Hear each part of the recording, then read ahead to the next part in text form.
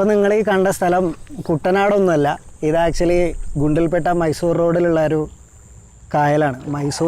മൈസൂർ എത്തുന്നതിൻ്റെ ഒരു 3 കിലോമീറ്റർ മുന്നെയാണ്.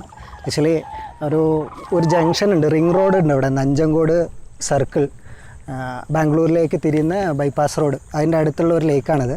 ഇവിടേക്ക് ഞാൻ വരാനുള്ള കാരണം എന്താണെന്ന് വെച്ചാൽ ഒരു 2 ആഴ്ച മുന്നേ ഞാൻ വീട്ടിൽ നിന്ന് ബാംഗ്ലൂരിലേക്ക് ബസ്സിൽ പോയിക്കൊണ്ടിരിക്കുമ്പോഴാണ് ഈ സ്ഥലം കണ്ടത്. എക്സാക്ട്ലി ഇതേ സമയമായിരുന്നു.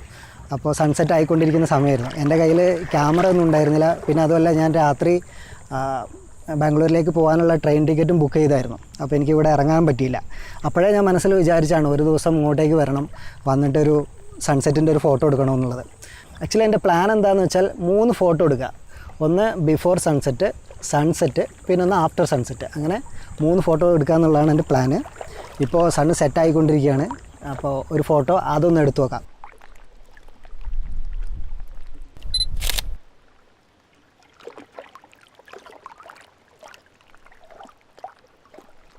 ഈ ചാനൽ തുടങ്ങാനുള്ള കാരണം എനിക്കിതൊക്കെ ഒന്ന് ഈ ഫോട്ടോഗ്രാഫിയും വീഡിയോഗ്രാഫിയിലുള്ള സ്കില്ലൊന്ന് ഇമ്പ്രൂവ് ചെയ്യണം എന്നുള്ളതാണ് എൻ്റെ ഉദ്ദേശം. അതിന് വേണ്ടിയിട്ടാണ് ഈ ചാനൽ സ്റ്റാർട്ട് ചെയ്തിട്ടുള്ളത്.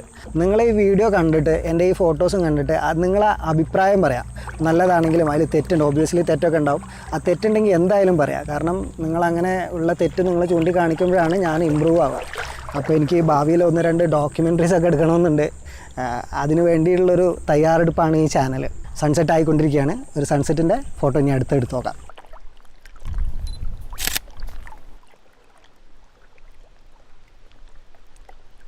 ഇപ്പോഴാണ് ഞാനൊരു കാര്യം ശ്രദ്ധിച്ചത്. ഒരുപാട് ബേഡ്സ് ഇതിൽ നല്ല ഒരു ഗ്രൂപ്പായിട്ട് ഇങ്ങനെ പറന്നു പോകുന്നുണ്ട്. ആ ബേഡ്സിനെയും കൂടി അതിൽ ചേർത്ത് കഴിഞ്ഞാൽ നല്ല ഭംഗി ഉണ്ടാവുമല്ലോ. പരുന്തൊക്കെ പറക്കുന്നുണ്ട്. അത് പക്ഷേ മേലെയാണ്, താഴേക്ക് വരുന്നില്ല. വരുന്നുണ്ട്.